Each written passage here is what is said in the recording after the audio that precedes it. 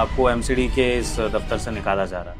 Minute sir, आप मजाक कर रहे हैं ना सर, मजाक कर रहे हैं ताकि हम थोड़ा घबरा जाए और फिर खोल के देखेंगे तो और ज्यादा खुश होंगे। खोल के देखो, प्रमोशन लेटर ही है।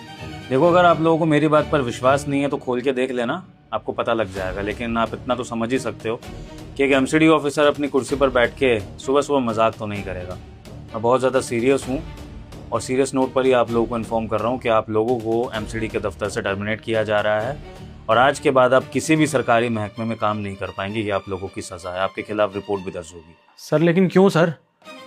सर मेरा मतलब है सर, हम दोनों तो इतनी ईमानदारी से अपना काम करते हैं सर, हमको प्रमोशन मिलना चाहिए, आप टर्मिनेट कर रहे हैं सर, समझ ही नहीं। मजाक मत कीजिए सर प्लीज। ईमानदारी? ईमानदारी से काम करते हैं आप लोग?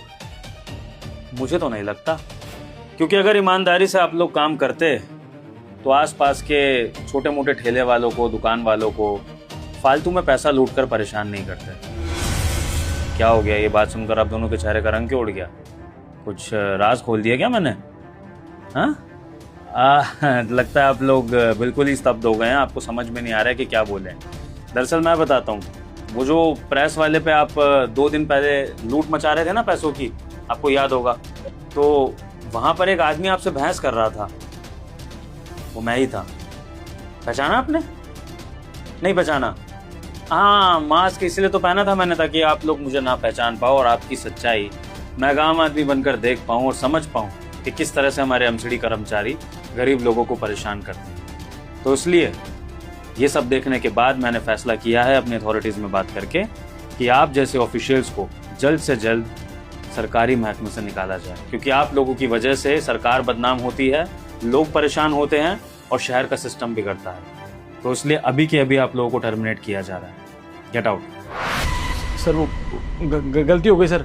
सर वो नई नई जॉब लगी थी सर, नया नया पैसा देखा, थोड़े से लालच में आ गए। आप तो उम्र जानते हैं ना सर, इस उम्र में इंसान अक्सर भटक जाता है सर, वही हो गया सर, माफ़ कर दीजिए मैम। सर मैं रिस्पॉन्सिबिलिटी लेती हूँ, आज के बाद हम ऐसा कुछ नहीं करेंगे सर। अब उसकी तो नई नई जॉब है सर और इतनी मुश्किल से सरकारी जॉब मिलती है।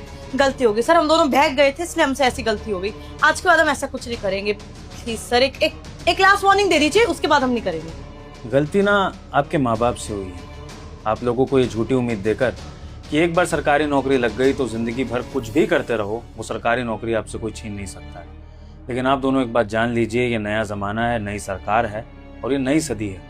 यहाँ पर सरकारी नौकरी को भी उतने ही ध्यान से निभाना पड़ता है जितने ध्यान से एक प्राइवेट नौकरी करी जाती है। क्योंकि जैसे प्राइवेट नौकरी में खतरा होता है ना कि आपने एक गलती करी तो बॉस आपको बाहर कर सकता है, भले ही आप 10 साल का एक्सपीरियंस क्यों ना ले।